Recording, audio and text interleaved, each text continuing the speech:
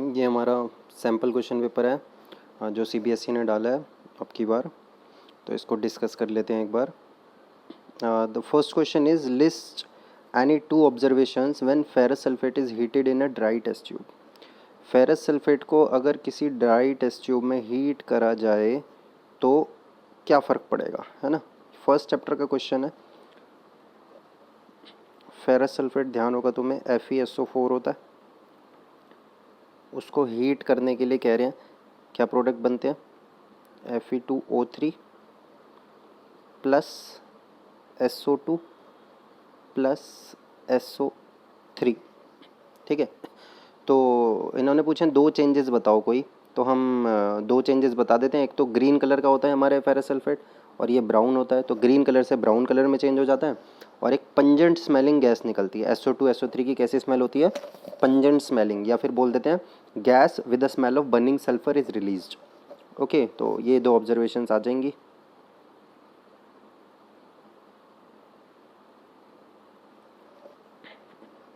Second question is right, इसी का और वाला पार्ट है। Identify the products formed when 1 ml of, इसमें क्वांटिटी से कुछ लेना देना नहीं है। हाइड्रोक्लोरिक एसिड सोडियम मेटल के साथ रिएक्शन करवा रहा है, HCl प्लस सोडियम Na, क्या बनेगा भाई? NaCl plus H2। Okay, balance हम इसको ऑब्वियसली अपने आप कर सकते हैं। 2HCl ये हो गया, 2NaCl और यहाँ 2N, बैलेंस हो गया। Hydrogen gas is released. Okay, तो product forms are sodium chloride and hydrogen gas. Okay,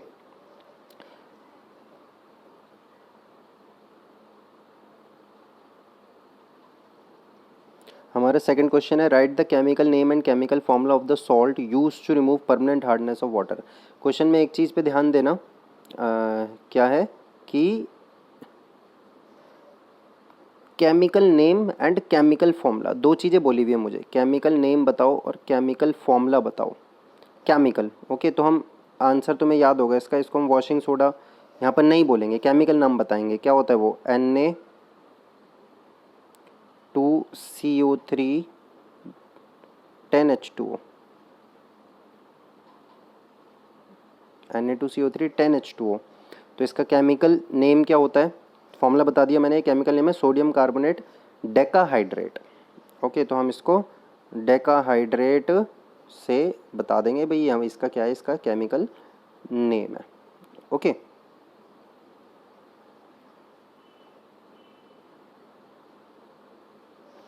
अगला है विच of the following is not observed in a homologous series. Homologous series अगर तुम्हें ध्यान हो, it is a carbon compound का question है। It is a series of similar compounds, है ना, हैविंग सिमिलर प्रॉपर्टीज़। और जैसे एल्केन की क्या होती थी? एक हो गया मिथेन, दूसरा होता है इथेन C2H6, तीसरा होता है C3H8।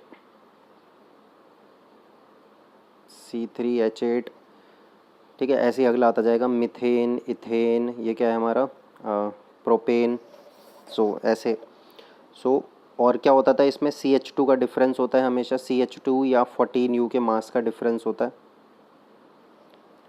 ओके, फंक्शनल ग्रुप सब में इनमें सेम होता है। ओके, सो इन्होंने बोला विच of the following is not observed in a homologous series.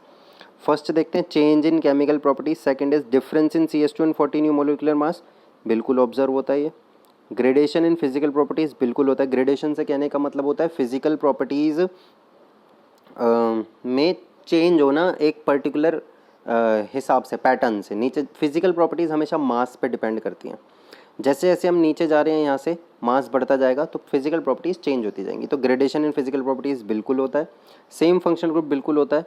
Change in chemical properties, chemical properties में चेंज नहीं होता है। केमिकल प्रॉपर्टीज़ इन सब की जनरली सेम होंगी। ठीक है, सारे ही एल्केन है ये, तो केमिकल प्रॉपर्टीज़ सबकी कैसी होने वाली है? सेम होंगी। ओके,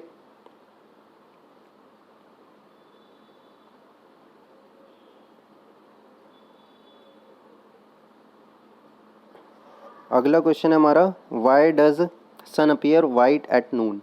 दोपहर के समय पे सन जो है वो वाइट क्यों अपीयर करता है? देखो दोपहर के टाइम पे क्या होता है, ये है हमारी अर्थ। हमने एक क्वेश्चन पढ़ा है कि at the time of sunrise and sunset sun red क्यों होता है। ठीक है, ये हॉराइजन बना दिया मैंने। सनराइज सनसेट के टाइम पे सन है यहाँ पर हॉराइजन के पास में, यहाँ पर कहीं है ना, और ये हमारा अर्थ का एटमॉस्फेयर है। नून पे सन होगा यहाँ पर। ओके, तो सनराइज सनसेट के टाइम पर जो सनलाइट है उसे ज़्यादा डिस्टेंस ट्रैवल करना पड़ता है अर्थ के एटमॉस्फेयर में एज़ कम्पेयर टू नून के टाइम पे। तो नून के टाइम पर ज़्यादा स्कैटरिंग ऑफ लाइट नहीं हो पाती है, इसीलिए वाइट कलर होता है। यहाँ पर आकर के स्कैटर कर जाता है ब्लू कलर, तो रेड पहुँचता है, तो रेड दिखाई देता है सनराइज सनसेट पे। नून के टाइम पर स्कैटरिंग नहीं हो पाती क्योंकि कम डिस्टेंस ट्रैवल करना है सनलाइट को अर्थ के एटमॉस्फेयर में, इसीलिए जो सन का कलर है वो हमें कैसा दिखाई देता है, वाइट दिखाई देता है। क्यों? क्योंकि स्कैटरिंग नहीं हो पा रही है। ओके, अगला है both spherical mirror and thin spherical lens have a focal length of -15 centimetre, what type of mirror and lens are these. Negative की फोकल लेंथ है, नेगेटिव फोकल लेंथ कौन सा होता है भाई, कॉनकेव लेंस है, ये नेगेटिव इन्हीं की होती है। Okay, the image formed by a concave mirror is observed to be real, inverted and larger than the object. Where is the object placed? Image कैसी है, larger than the object. concave mirror, concave mirror के ध्यान होंगे 6 cases होते हैं, उन 6 cases में से एक केस होता है, मतलब इन्फिनिटी से रखना शुरू करते हैं, इन्फिनिटी से ऑब्जेक्ट आता है, रेज आती हैं और कहाँ पर आ जाती हैं, फोकस पे, तो छोटी इमेज बनती है। उसके बाद हम कहाँ पर रखते हैं, बियॉन्ड सी रखते हैं, तो बिटवीन सी एंड एफ बनती है, छोटी साइज़ की बनती है। उसके बाद हम कहाँ पर रख रहे हैं ऑब्जेक्ट, उसके बाद तुमने सी पर ऑब्जेक्ट को रखा तो सी पर इमेज बन जाती है सेम साइज़ की, और इसके बाद साइज़ बड़ा होना शुरू हो जाता है। ओके, तो हमसे क्वेश्चन में पूछ रहे हैं कि बड़ी इमेज बन रही है और रियल एंड इन्वर्टेड है तो ऑब्जेक्ट कहाँ पर रखा गया है। तो ऑब्जेक्ट देखो भाई, सी से लेकर के, ये सी है, ये एफ है और ये पी है।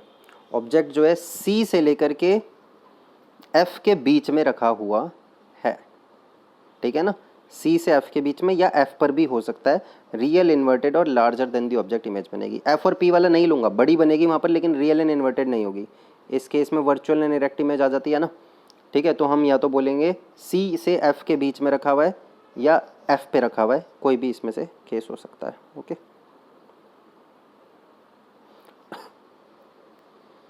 Name the part of a lens through which, sixth का ये और वाला पार्ट देख रहे हैं। Name the part of a lens through which a ray of light passes without suffering any deviation.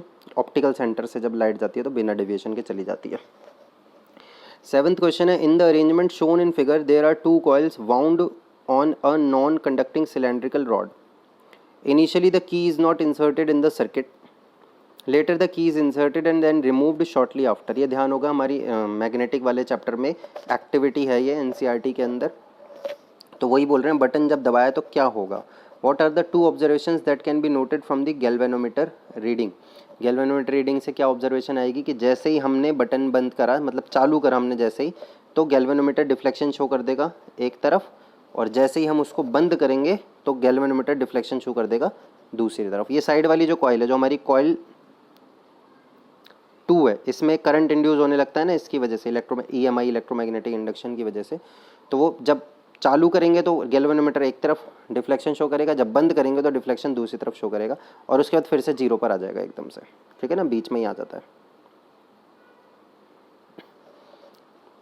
Next है, draw the magnetic field lines around a straight current carrying conductor. तो भाई straight current carrying conductor, right hand thumb rule लगाते हैं कि wire ऐसे और ऐसे current जा रहा है, तो राइट हैंड थंब रूल लगा करके मैग्नेटिक फील्ड की डायरेक्शन ऐसी आएगी, ठीक है ना, ऐसे घूम करके, ऐसे ही ऐसे घूम करके, तो ऐसा हम एक डायग्राम बना देंगे। ओके, ऐसी फिगर बना देंगे। 2 unequal resistances are connected in parallel. Parallel में लगा दिए 2 रेसिस्टेंस, पता नहीं कितने हैं, लेकिन अनइक्वल है इतना बोला हुआ है, पैरेलल में किसी बैटरी पे। क्या लिखा है आगे, if you are not provided with any other parameter, कुछ नहीं बताया तुम्हें आई आर क्या है, तो what can be said about the voltage drop across the 2 resistors.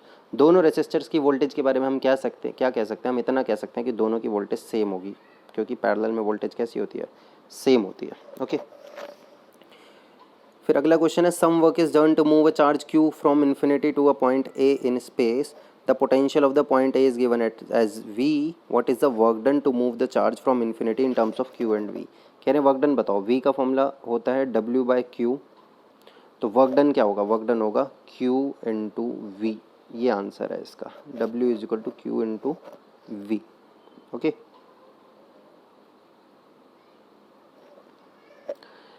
Next question है veins are thin walled and have walls, justify, कि veins की वॉल्स थिन क्यों होती हैं और वॉल्स क्यों होते हैं उसके अंदर। तो वेन के अंदर ब्लड बिना किसी प्रेशर के फ्लो करता है, ठीक है, जब बिना किसी प्रेशर के, तो वॉल्स मोटे होने की जरूरत नहीं, रिक्वायरमेंट नहीं है। आर्टरीज की वॉल्स मोटी होती हैं क्योंकि उसमें ब्लड प्रेशर से आता है।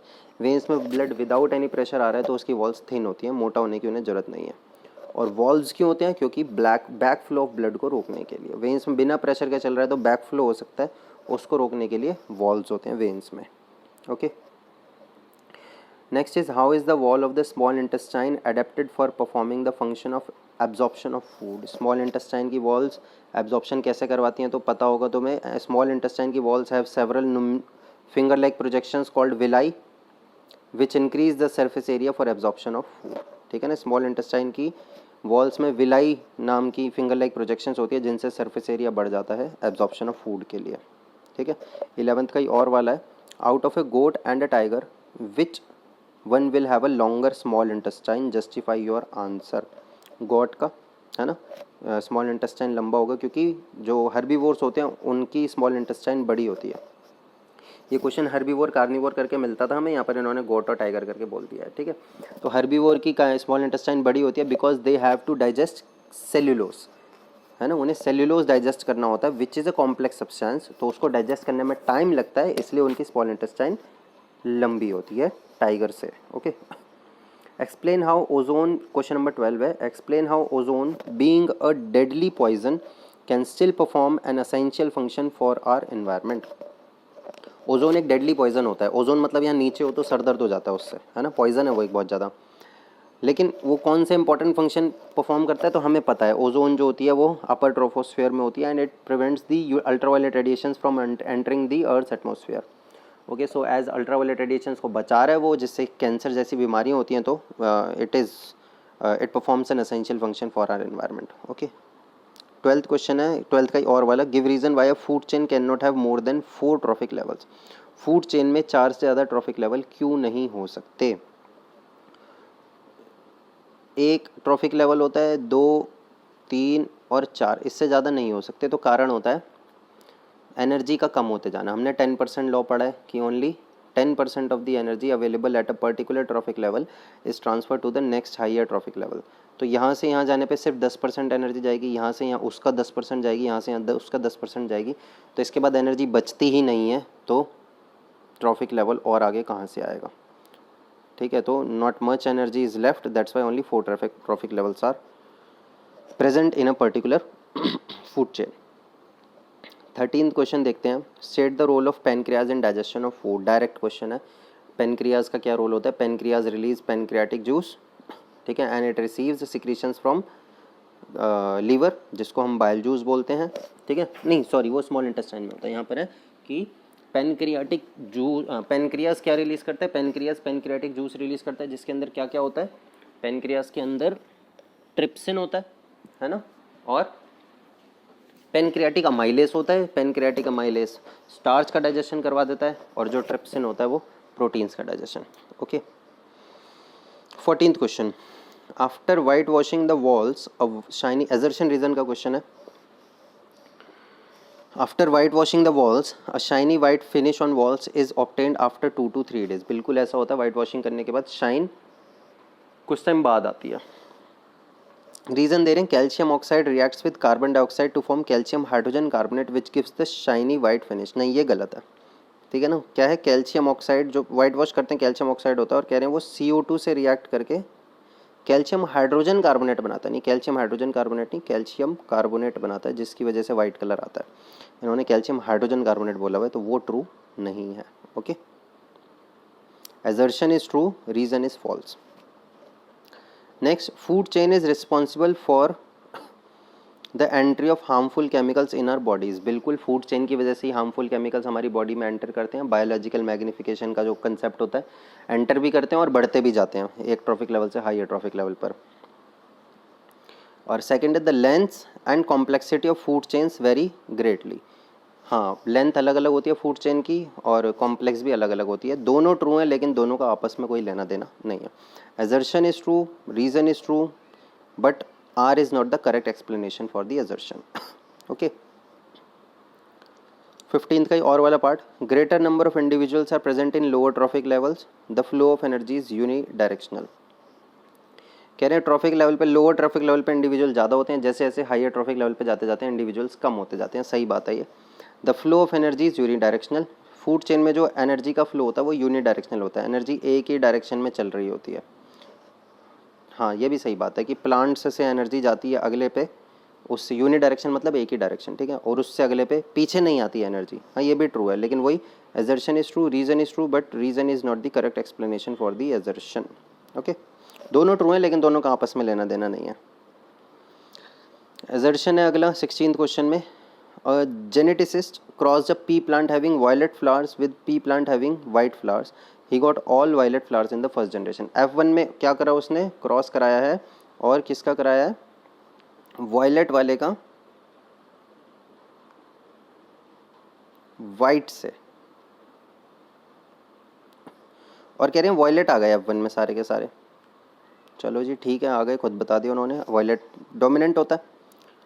White colour gene is not passed on to the next generation. कह रहे हैं वाइट इसलिए नहीं आया, रीज़न में white colour gene is not passed on to the next generation. White colour gene जो है सेकंड जनरेशन में पास्ड ऑन नहीं होता, तो ये वाला गलत है, रीज़न गलत है। असर्शन ट्रू है, रीज़न गलत है। पास ऑन होता है वो, लेकिन वो एक्सप्रेस नहीं हो पाता। ध्यान होगा ना तुम्हें कि कैपिटल टी होता है और एक स्मॉल टी होता है। कराते थे तो पहले में सारे टॉल आ गए थे क्रॉस कराने पर F1 जनरेशन में। ओके, अब डॉफ वाला पास ऑन नहीं हुआ क्या, बिल्कुल पास ऑन हुआ है जीन, लेकिन वो एक्सप्रेस नहीं हो रहा, तो इन्होंने एजर्शन रीज़न में लिख दिया है कि वाइट वाला पास ऑन नहीं हो रहा जीन, तो पास ऑन तो हो रहा है बट वो रिसेसिव है, तो अपने आप को एक्सप्रेस नहीं कर पा रहा। Okay, so assertion is true, reason is false. Next है read the following and answer any 4 questions. All living cells require energy for various activities, this energy is available by the breakdown of simple carbohydrates either using oxygen और without oxygen. ठीक है, energy in the question है, energy in the case of higher plants and animals is obtained by tissue respiration होता है, उसी से मिलती है, B option. The graph below represents the blood lactic acid concentration of an athlete during a race 400 metre. ये graph है, मैं दिखा रखा है ये वाला ग्राफ, और लैक्टिक एसिड के कंसंट्रेशन का ग्राफ है। नीचे एक्स एक्सिस पर टाइम लिया हुआ है और डी पॉइंट पर लैक्टिक एसिड का कंसंट्रेशन बहुत ज़्यादा है। ओके, लैक्टिक एसिड बताऊँ किस वजह से होता है, वो क्रैम्प्स बनते हैं ना, उसी की वजह से होते हैं कि वाइग्रस फिजिकल एक्सरसाइज के टाइम पे। Lactic acid production has occurred in the athlete while running in the 400 metre race, which of the following process explains this event, तो एनारोबिक रेस्पिरेशन, बी। ठीक है, वैसे यहाँ पर ये वो है लिमिटेड सप्लाई वाला है, सी फर्मेंटेशन तो यहाँ पे नहीं होगा, वो तो यीस्ट में होता है, और एरोबिक तो ये है ही नहीं, ब्रीदिंग तो क्या मतलब है। अगला एक ग्राफ दिया हुआ है हमें, और ग्राफ किसका दिया हुआ है, एनर्जी सप्लाइड और time running at full speed. Study the graph below that represent the amount of energy supplied with respect to time with while an athlete is running at full speed. Energy supplied दिखा रखी है और plot B है, plot A है। Okay, और combination को choose करना है कि प्लॉट ए किस चीज़ का हो सकता है, प्लॉट बी किसका हो सकता है। तो इसका आंसर पूरा पढ़ लो तुम, इसका आंसर सी वाला है। एरोबिक में हाई एनर्जी सप्लाई होती है और कंसिस्टेंट होती है, जबकि एनएरोबिक में लो एनर्जी आती है। तो प्लॉट बी जो है, प्लॉट ए जो है हमारा ये एनएरोबिक का है, प्लॉट बी जो है वो एरोबिक का है। ठीक है ना, ज़्यादा एनर्जी सप्लाई हो रही है शुरू में, देखो इससे तो ज़्यादा ही है एनएरोबिक वाले से। ओके, ऐसी बकवासा क्वेश्चन है, मीन्स कोई इतना बड़ा ग्राफ बनाने के बाद सिंपल सी चीज़ पूछ रहे हैं। The characteristic processes observed in anaerobic respiration, anaerobic respiration में क्या ऑब्जर्व होता है, तो एनारोबिक रेस्पिरेशन में प्रेजेंस ऑफ ऑक्सीजन, ना बिल्कुल नहीं, प्रेजेंस ऑफ ऑक्सीजन हो गई तो वो एरोबिक हो गई। रिलीज ऑफ कार्बन डाइऑक्साइड, हाँ बिल्कुल। रिलीज ऑफ एनर्जी, हाँ एनारोबिक में एनर्जी रिलीज हो जाती है, कम होती है लेकिन होती है। रिलीज ऑफ लैक्टिक एसिड, हाँ तो लैक्टिक एसिड भी रिलीज हो जाता है। तो सेकंड, थर्ड, फोर्थ, सी वाला ऑप्शन हमारा आंसर है इसका। फिर अगले study the table below and select the row that has the incorrect information. Aerobic anaerobic में लोकेशन साइटोप्लाज्म माइटोकॉन्ड्रिया, यही गलत है, पहला ही गलत है। एरोबिक में एरोबिक जो होती है वो माइटोकॉन्ड्रिया में होती है और एनारोबिक जो होती है वो साइटोप्लाज्म में होती है। बाकी सारे ठीक हैं, पढ़ के देख लो कि एरोबिक में एंड प्रोडक्ट CO2H2 है, एनारोबिक में इथेनॉल CO2 है, करेक्ट है। एरोबिक में अमाउंट ऑफ ATP हाई है, इसमें लो है। एरोबिक में ऑक्सीजन चाहिए होती है, एनारोबिक में नहीं चाहिए होती है, ये भी ठीक है। फर्स्ट वाला गलत है। ओके,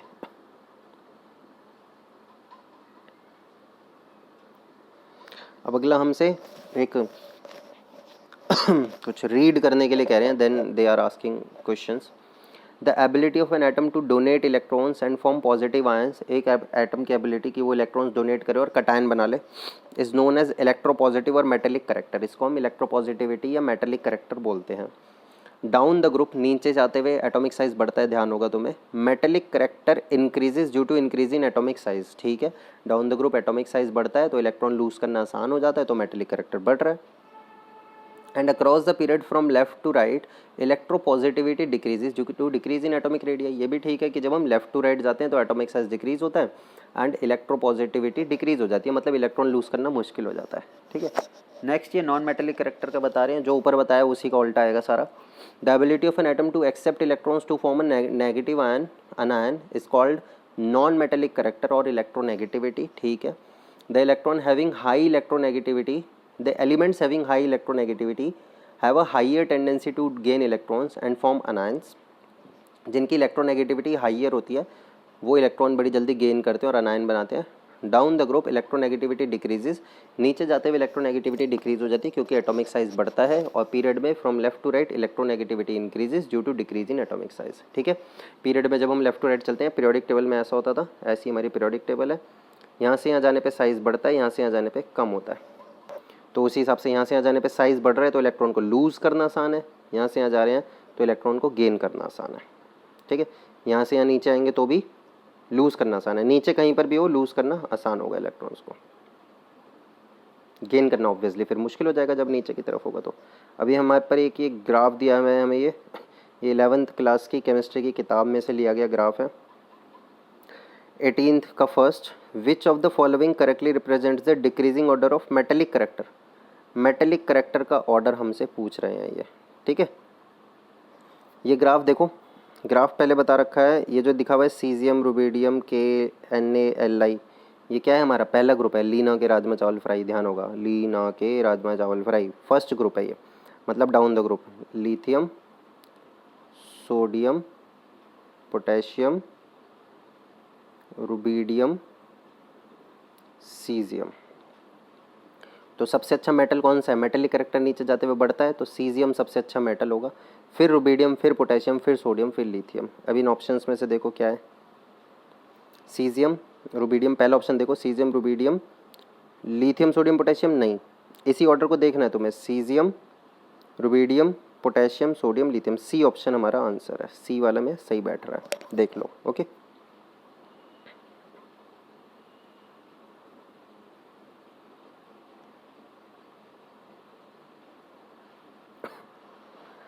एटीनथ का सेकंड है, hydrogen is placed along with alkali metals in the modern periodic table though it shows non metallic character.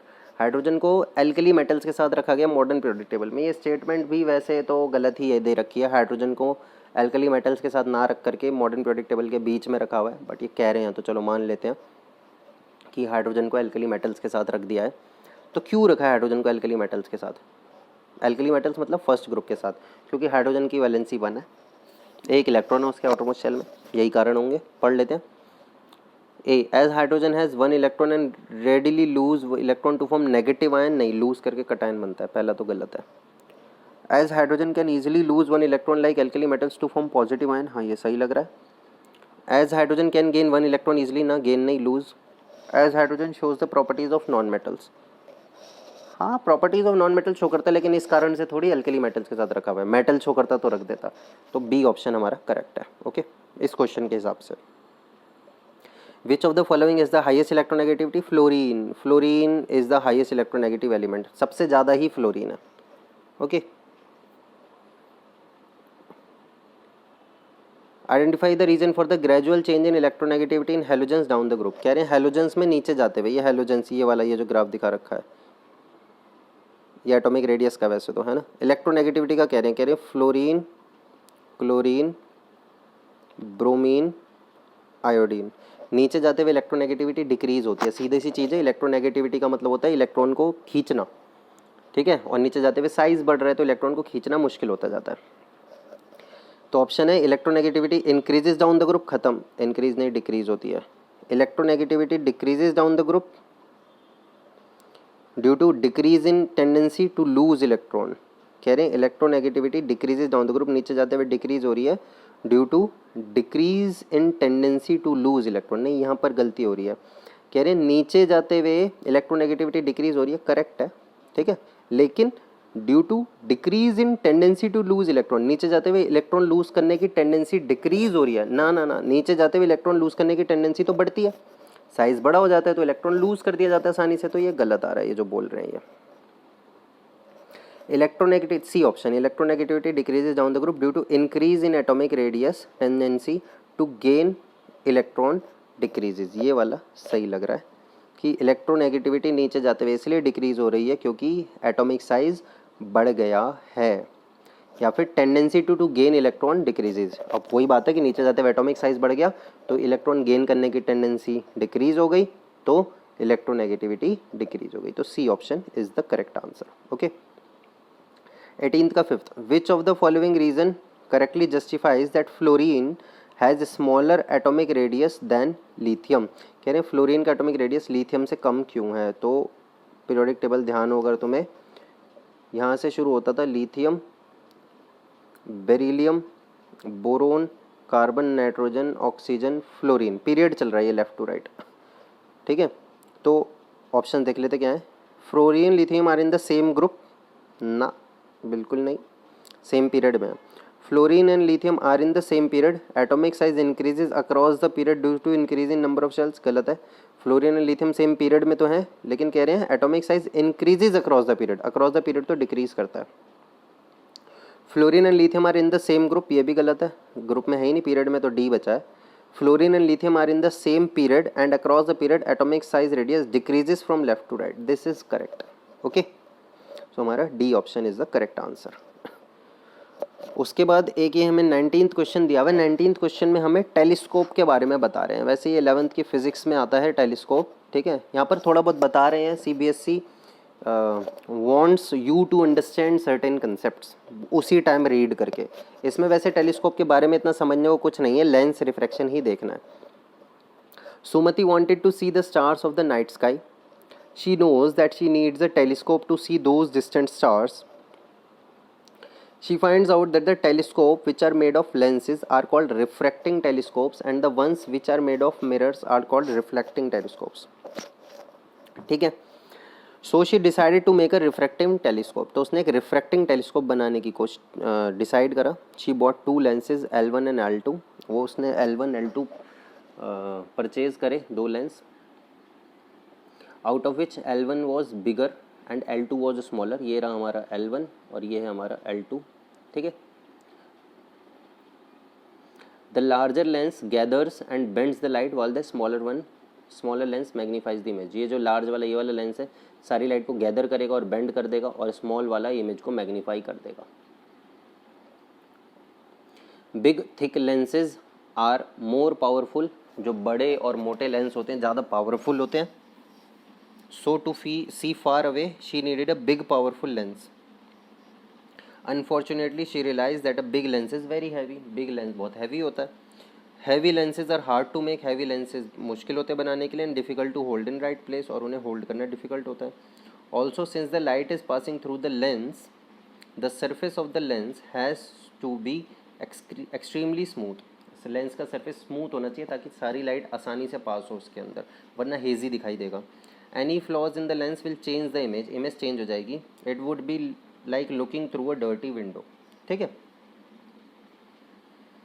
Based on the diagram shown, what kind of lenses would Sumati need to make the telescope? Telescope देखने के लिए कह रहे हैं इस diagram को देख के बताओ, तो इस डायग्राम को देख के पता चल रहा है कॉन्वेक्स लेंसेज हमें चाहिए, B option. If the power of the lenses L1 and L2 are in the ratio 4:1, what would be the ratio of the focal length of L1 and L2? Power का ratio 4:1 है, तो focal length का ratio 1:4 होगा.